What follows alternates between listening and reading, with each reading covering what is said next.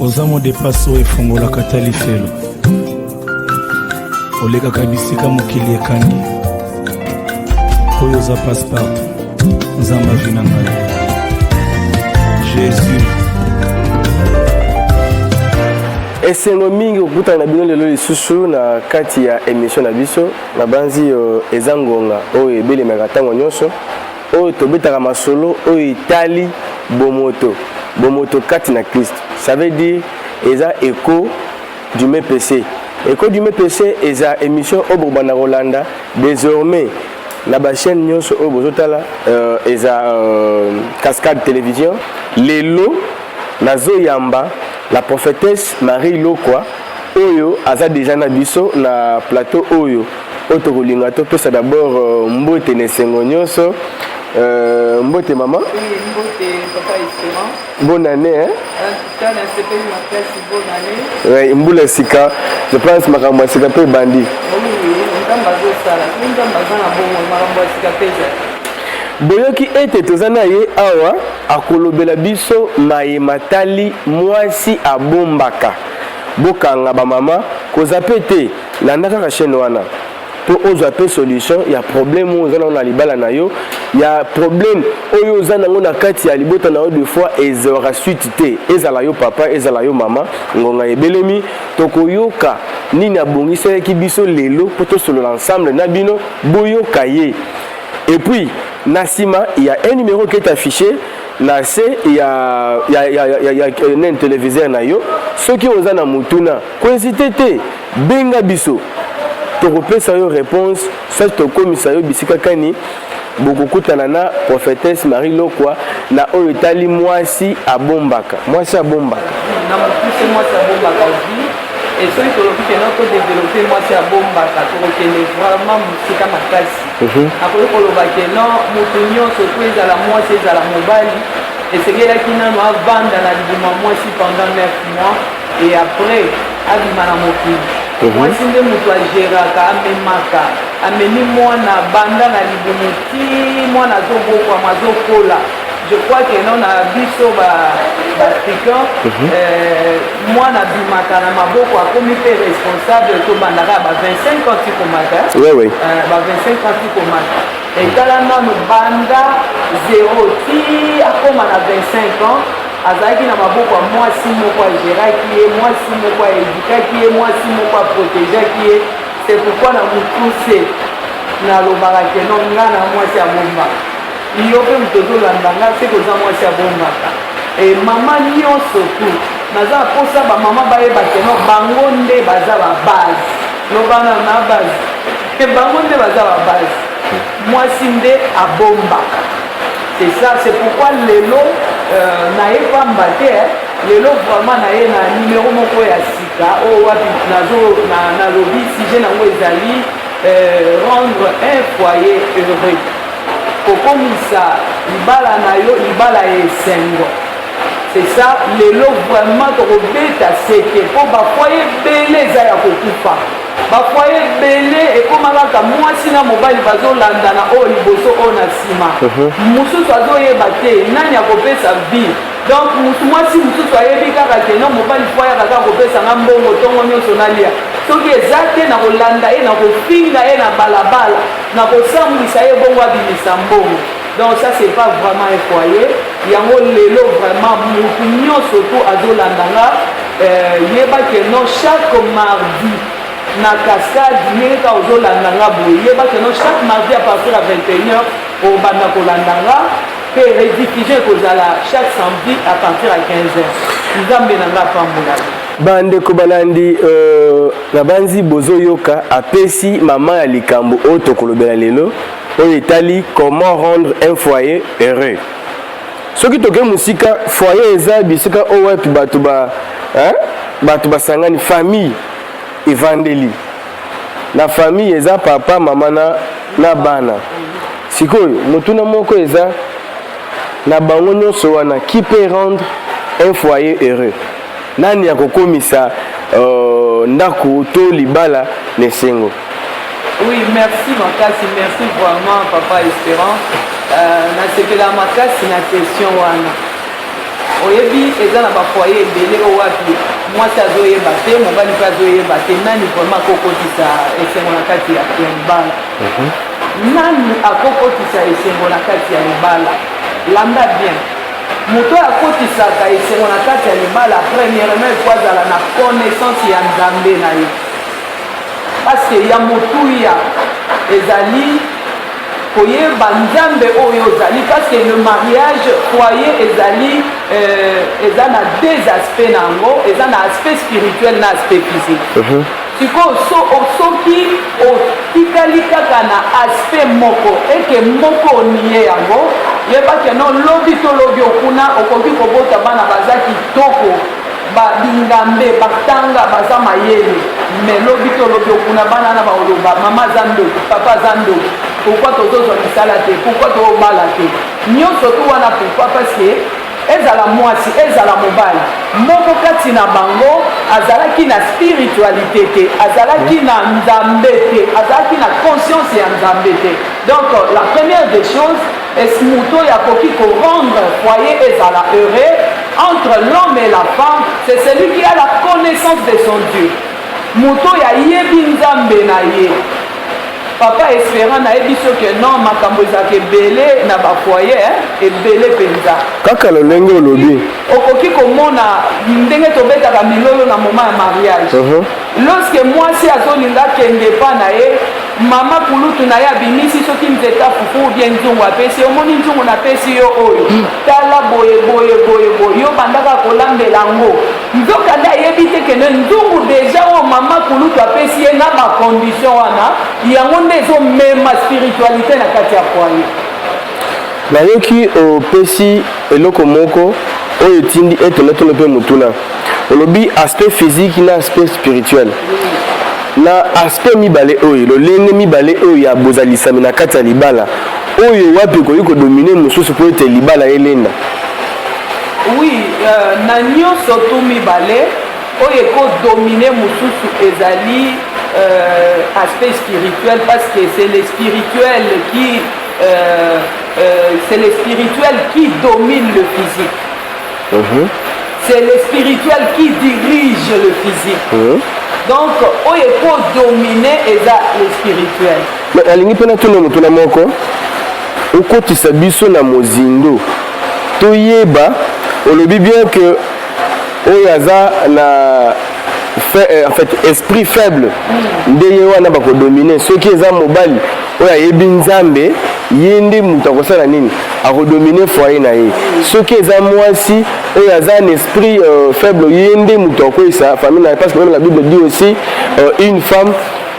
sage fait quoi bâtit sa maison tolobela nanu page wana nanu lelo po toza na kati ya mwasi abombaka toyeba lolenge nini foyer ekoki kolenda nani lolenge nini moko to mosusu akoki kokomisa foyer makasi to kokomisa foyer na ye na esengo oui merci beaucoup nauti kopesa première réponse ezali sur la spiritualité c'est que moto yayebi nzambe na ye et la Bible dit ceux qui connaîtront leur Dieu agiront avec fermeté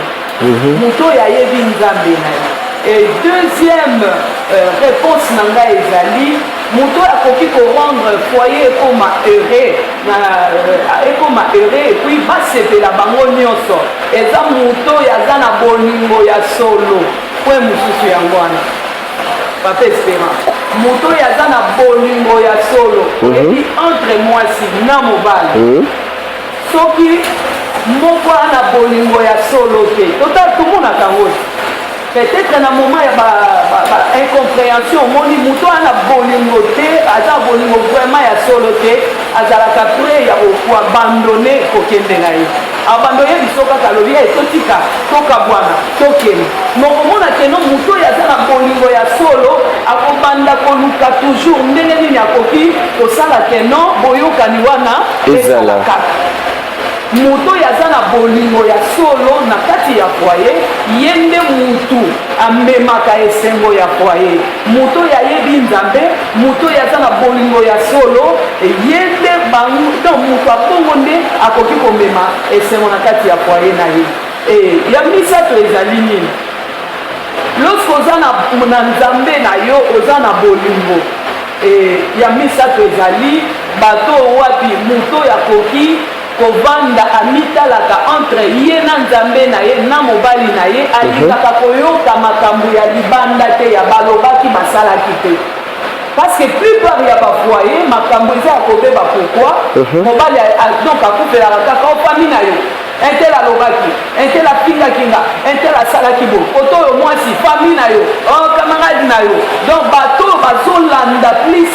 bilobaloba ya bato ya libanda te okomona keno moto wana ye nde moto akokomisa foyer ya esengo bafoyer eza ebele me foyer toolobela oyo ezali ensemble ya mwasi na mobali oyo wapi basangani na cadre ya bolingo donc balingani wapi relation na bango eza basé sur l'amour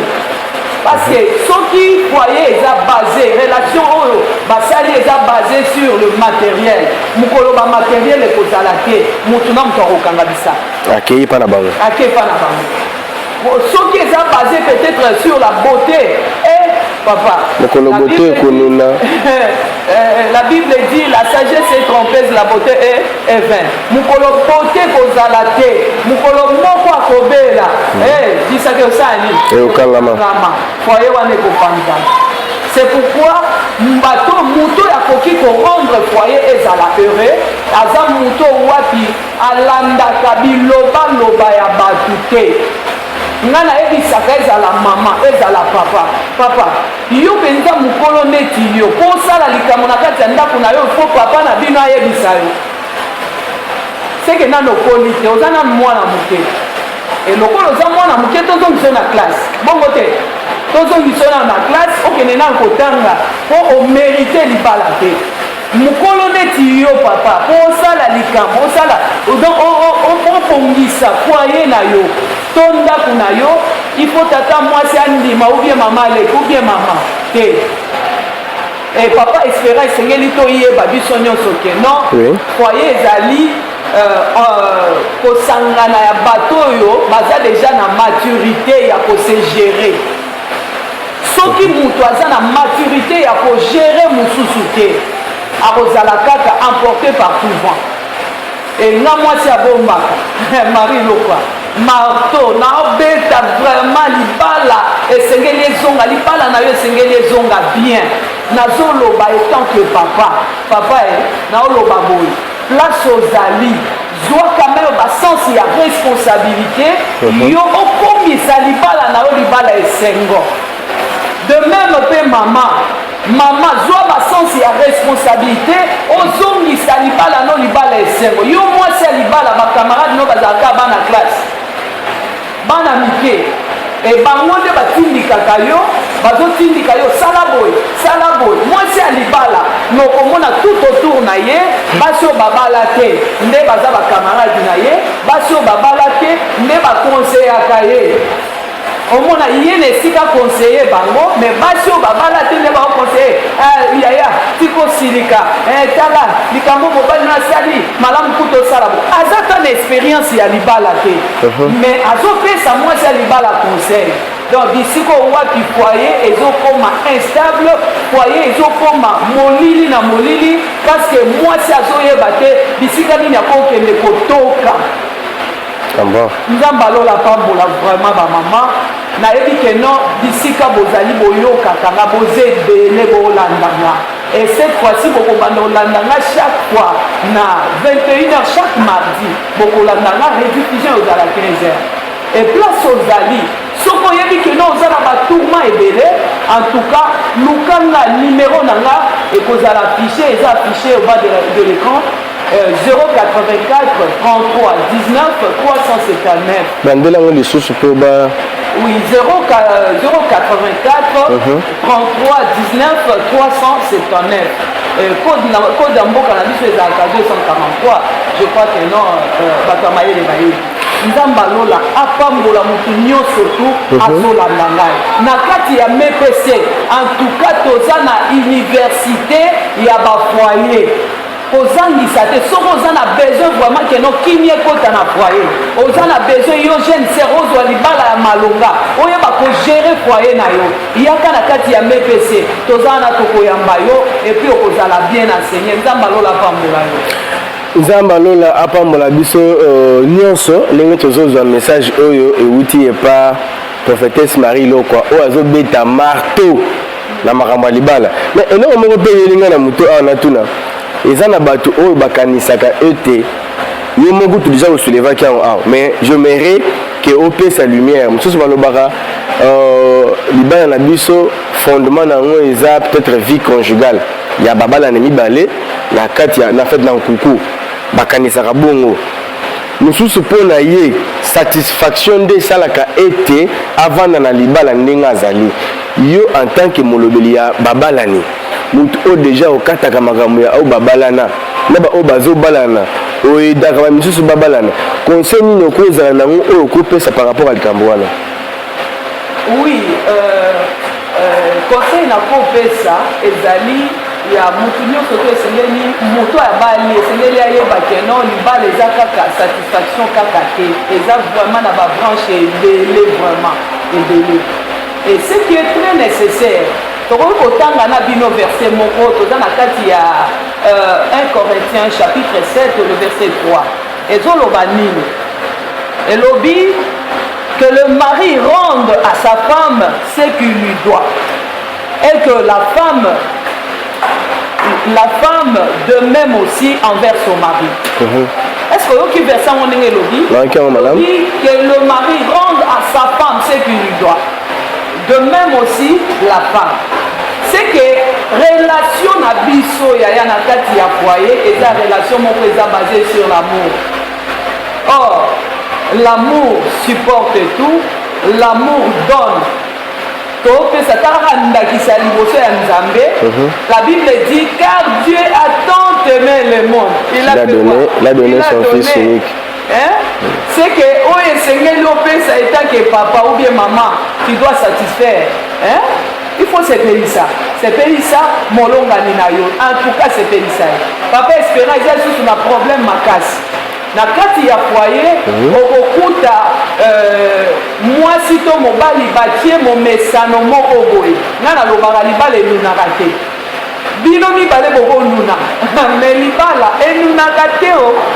libala enunaka te bato bakoki konuna me libala enunaka te lokola libala enunaka te eske oyebi nini yango esengeli kosala oyeba keno libala enunaka te esengeli kosala nini esengeli chaque fois kozala toujours kosatisfaire mobali na yo to mwasi na yo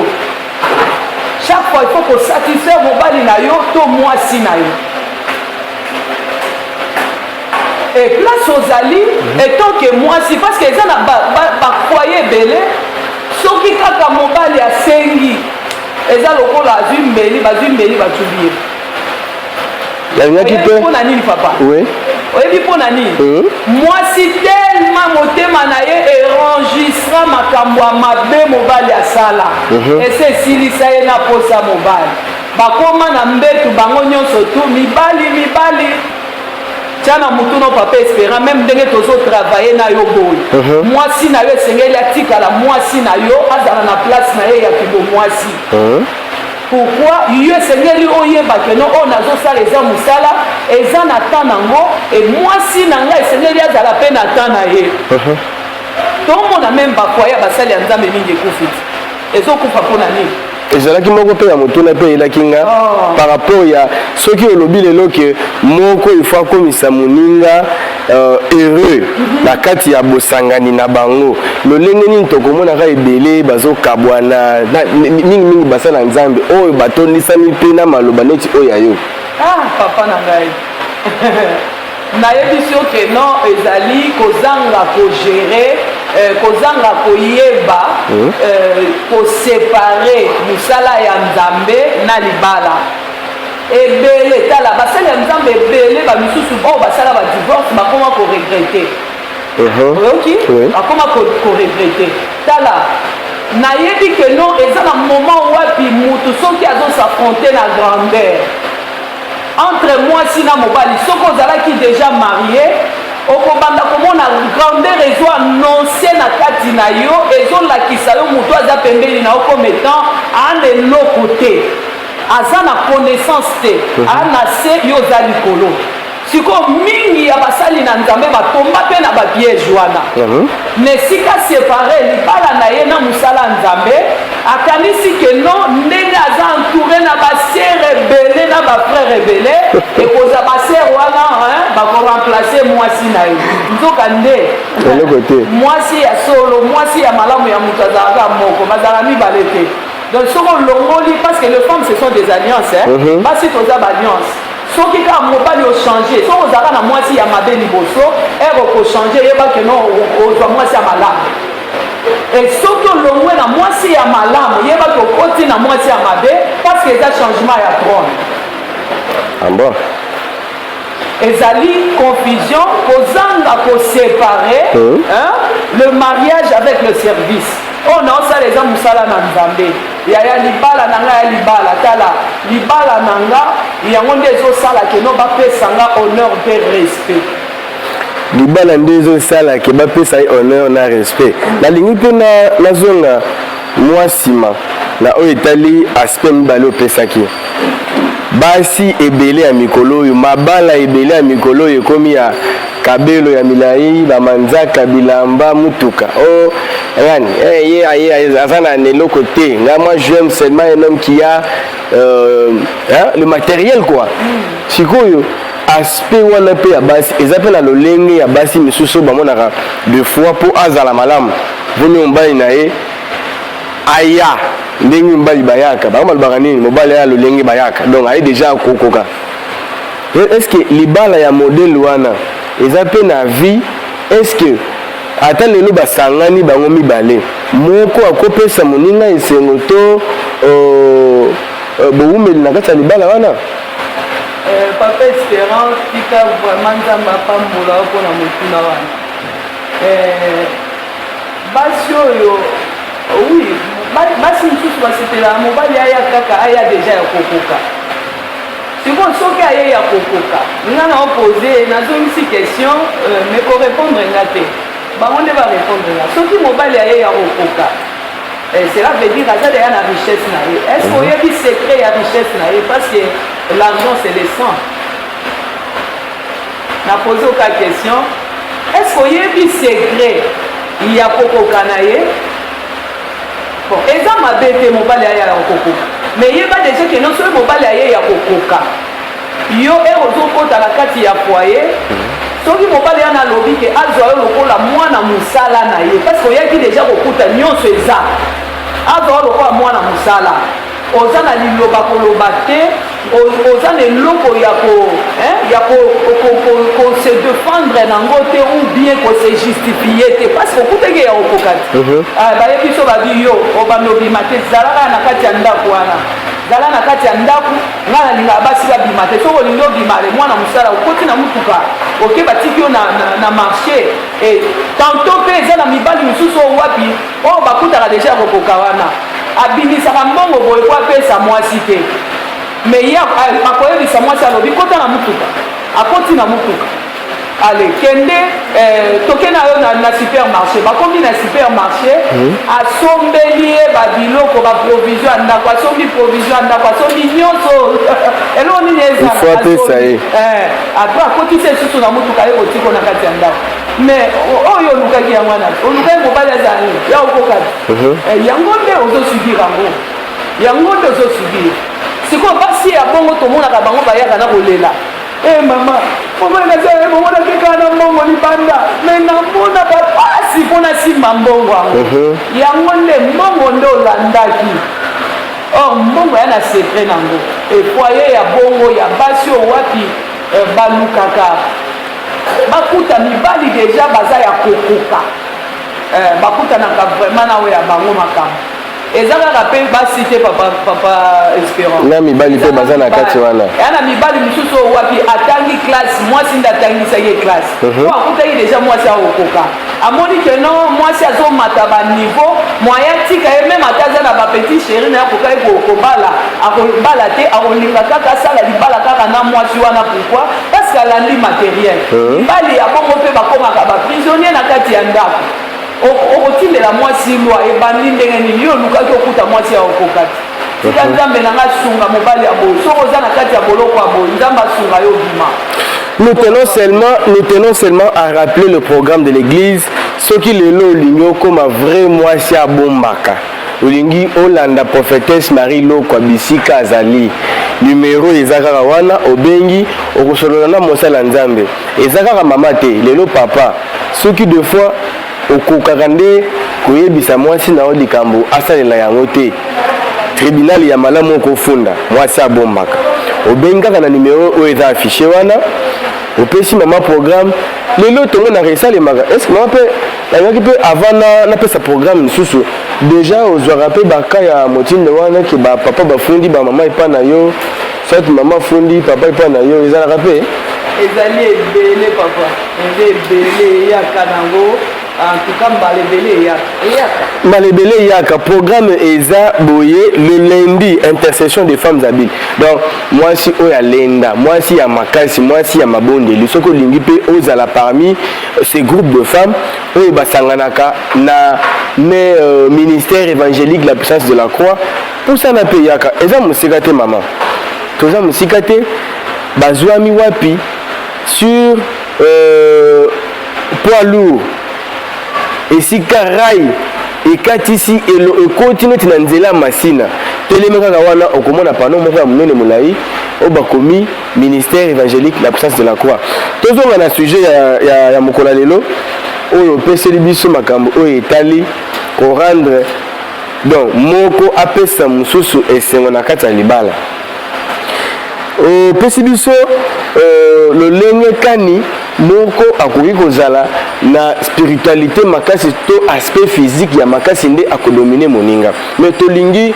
tozwa d'abord na le parti spirituel lolenge nini parce que moi je sais une chose Bible lobi mabolongo ya mwasi nde ko changer vie ya ndako mobimba yo en tant que motei yo en tant que momoni makambo nyonso ndolenge nini kendaka eza peu réel que mabolongo ya mwasi ko changer vie ya foyer mobimba.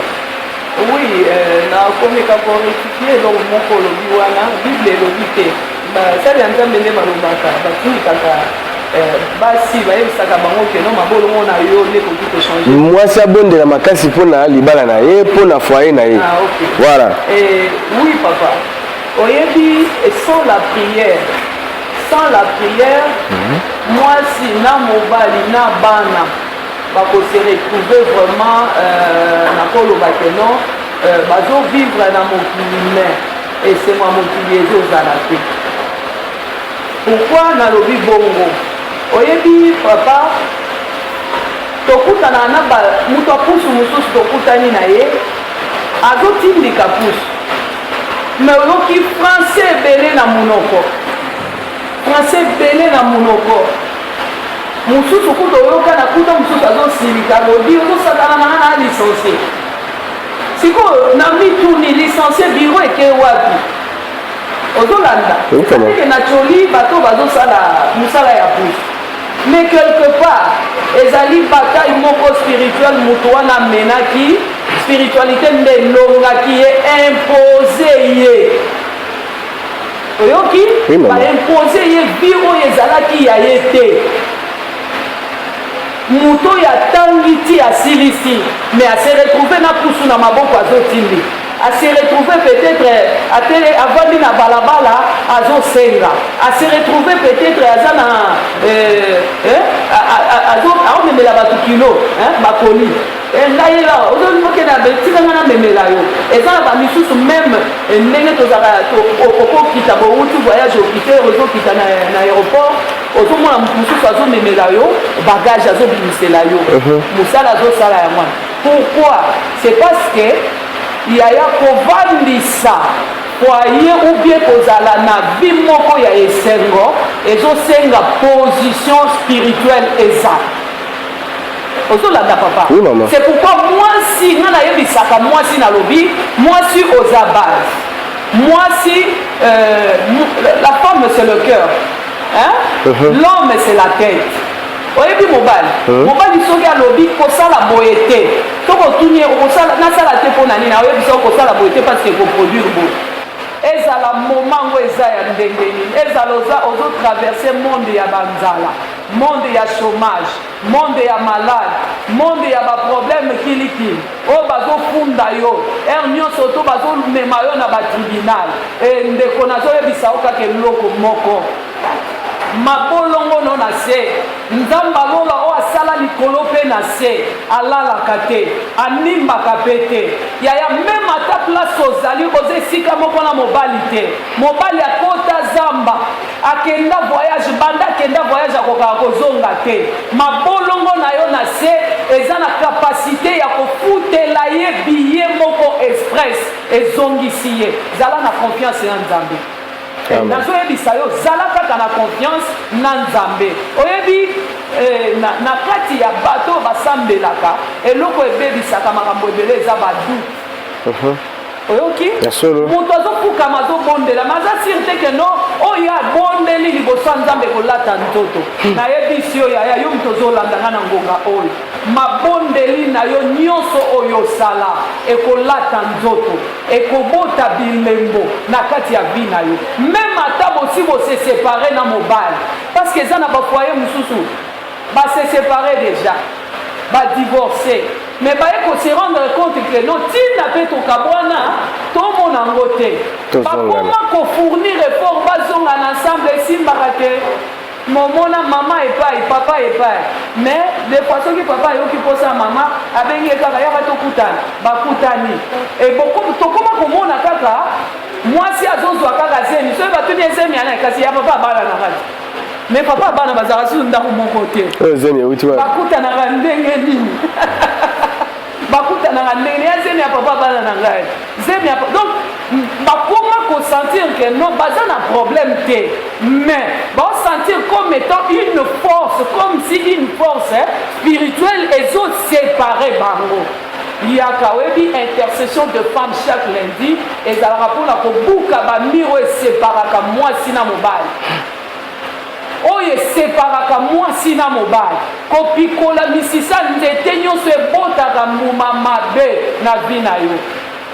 ekorendre foyer na yo heureux ezali kozala na connaissance ya nzambe na yo connaissance ya spiritualité na yo epuis kozala na bolingo ya solo po soki oza na bolingo ya solo te papa il arrive de fois eza na moment moko na kati ya foyer oyo wapi mwasi akozala ne une bénédiction mpona mobali mais famille ya mobali erendre ye comme étant un sujet ya malédiction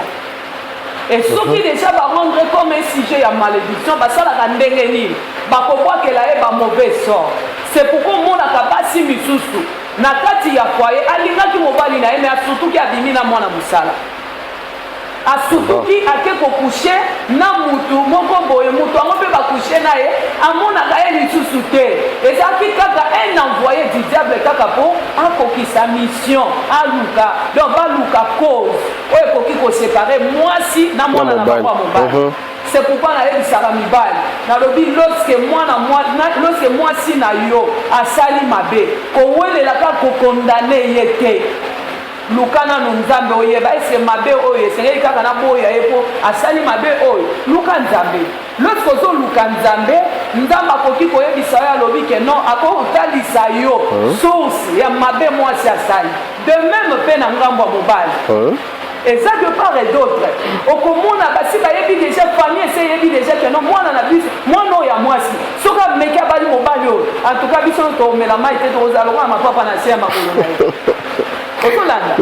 bakoma bundisa ye bazobundisa ye babwakeli ye bamauvais sort de façon ke non asala kaka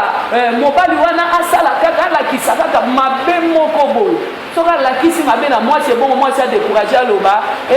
famille na ngai eza na raison en tout cas bongi na ngai te mwasi mabe. Est-ce que vous avez dit que non destiné à Moutou de Kwanzamba Kachakaro na miso Moutou aux ala penenaye Nzamba Kachaka papa ouais Nzamba Kachaka mais ezalaka bato ya molimo nde bayebaka oyebi mutu ya molimo soki atalaka amonaka mutu mbala mibale atali mutu amoni mutu avenir na ye amoni mpe le présent na ye le présent ekoki kotalisa eloko te mais fitir ya mutu wana lobi aza ministre lobi aza PDG papa combien de basi oyo wapi baregreta atali balobi ya mwa mobali wayaka epa na ngai ye soki nayebaka lelo akoma naotanga te yo moko oyebi naotanga te oyebi pourquoi c'est parce que bayokela bato ya molimo oyo ozalaka na bango pene bamonaka deja nani yo kozala lobi na mwana mobali oyo c'est pourquoi bakombataka yo yango nga nazopesa conseil na bato bao bandana babandani fiancé na yo kozalaka na bitidi kaka ya kolandela kaka mabe asali boye oyo bayebisinga boye aza boye non tala zala papa mpo na ye la bible dit l'amour supporte l'amour supporte donc bolingo namoni yo bongo ok mais nayebi ke na kati ya motema oza yanga tala nayebi biso yaya aza ya yo mokili ekosa yo tomoni lelo nde na oloba boye seke eza mongongo ya nzambe nde ezoyebisa yo aza ya yo kolanda bilobaloba ya bato te aza ya yo kolanda bato oyo bazalaka na image ya mbisi te lolenga bambisi te oyebi bato bazalaka na lolenga bambisi bango balandaka bisika mai eitola me mokolo okangama na file vi esuki merci mokolo okangama na file vi esili bandeko balandi na banzi ete bozolanda malamu émission oyo nabisaki bino bolongwa te boza pete po eza bisika wapi moko to mosusu akozwa yano na oyo eza likambo na ya motema oyo eumeli baproblème mosusu okota ndako ya libala otikala kokonsome libala oyo moko oyela te otikala kosalela yango te papa koma deux fois avandi na babar kosala dans n'importe quoi pona nini azwaka kimia ipa mwasi te mwasi abombaka yango yo tofongoli lelo maboko bisika wapi prophétesse Marie loko azali yo pe mutu aza na problème ya boye kobanga te soki oboyi koya benga biso tokoya bisika ozali numéro eza wana eza affiché na ban ya écran na bino bobenga pesa doléance na yo funda mwasi na yo funda neni mobali na yo mama tolingi tokoma na suka ya sujet na biso ya mokolo lelo ndenge balobaka ke makambo loko ya malamu eumelaka te liloba nini okozala nango oyo eza capital de foi lelo tokanga nano eloko moko ya motuya na manso malobami awa. Oui, merci beaucoup. Liloba vraiment ya motuya ezali mama papa moto ya koki kosala keno foye ezala esengo eza moto oyo aza na connaissance ya nzambe na ye ya moto ya vraiment ya koyebiso mpona lelo ezali luka nzambe soki deja olukaka nzambe kangama na nzambe parce que kokota église na kokangama na nzambe ubie kozala na nzambe ya biloko mibale moto mosusu akoya église des années akongola na motema te azaka mopagano ayibaka akosaka asalaka kindumba mingi mpe ya bapapa bazozala komplike na likambo wana mama aza mama diaconesse na kati église aza mama prophétesse aza soki mama soki nani na kati église me na ndako opesi mbwambwa boye soki alobi asimba kofinga aswana na bato okamwa donc ezokomplike papa alobi me mwasi nanga azaka tout le temps kitambala na moto tout le temps bible na maboko tout le temps ono nazosambela me ndenge nini na ndako désordre makasi boye puis yaswanaka na bato nyonso eloko ezali papa esengeli oyebaki no mwasi na aza nano mopagano akenda nde église abongola nde makolo me motema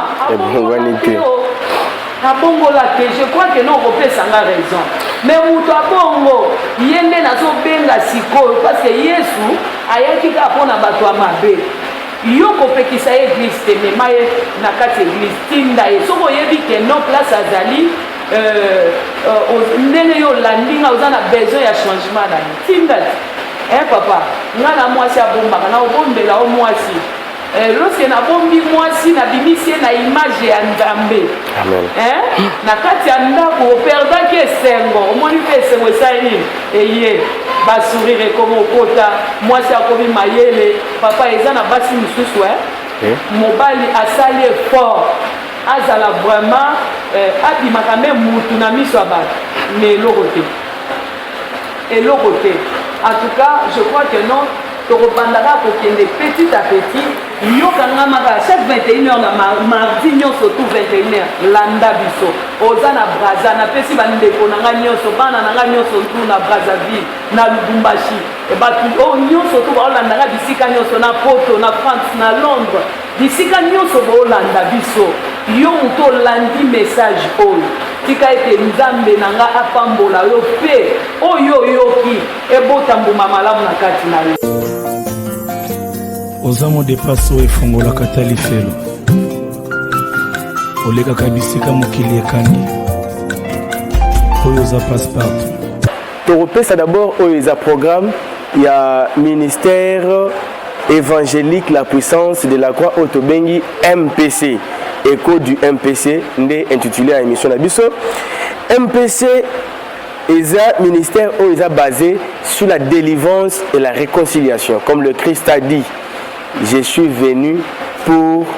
le méchant. Bato oyo ebele bakanisaka te ke ya koza lobiko. Bato oyo ebele babwakisa mais Christ alobi na ye pona bino. Ayaki pona bato mabe. Yango pe ministère oyo ekambami epai Thomas Josué Lokwa, bisika zali topesi mbote bele. Soki lelo lingi okoma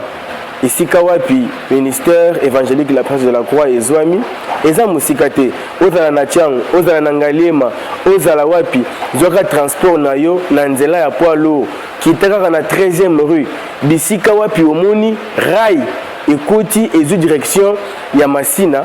eza direction à 50 mètres na route principale nde bisika église MPC ezwami avenue eza avenue Kikunda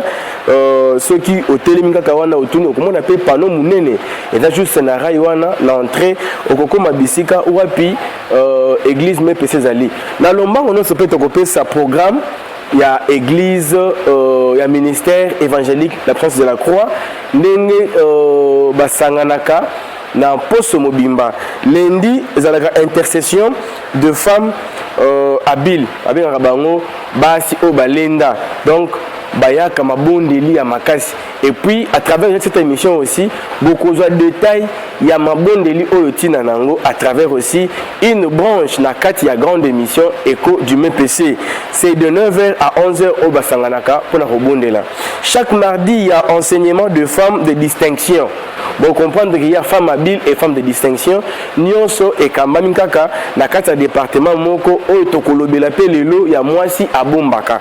mercredi il y a culte d'enseignement oyo bandara de 17h à 19h30 culte wana nde bisika toya kozwa liloba nzambe kokabola oyo eza vie éternelle. Le jeudi il y a enseignement de foyer bate ya kande mabala bate ya kande bato oyo bazwa engagement ya kosangana ya kozala isika moko et ça le maka donc de 16h à 19h babengaka yango pe jeudi show po ezalaka pe na prière ya kafu oyo kosala ete mabala na biso ba famille na biso tozala na kimia tozala pe elongo na Yesu et puis le vendredi ezalaka vendredi la délivrance wana ezalaka mabondeli na mabondeli makambo toza nango lelo ezosenga totelema ngwi na mabondeli afin que tolonga satana ezalaka pe de 17h à 19h30 samedi bilenge bakutanaka kaka na MPC le dimanche kitezaka moko adoration à louange et bandaka de 8h30 à 12h juste et les garaté 8h30 déjà bazawana pona kokumisa nzambe et puis na kati ya litonga oyo mepese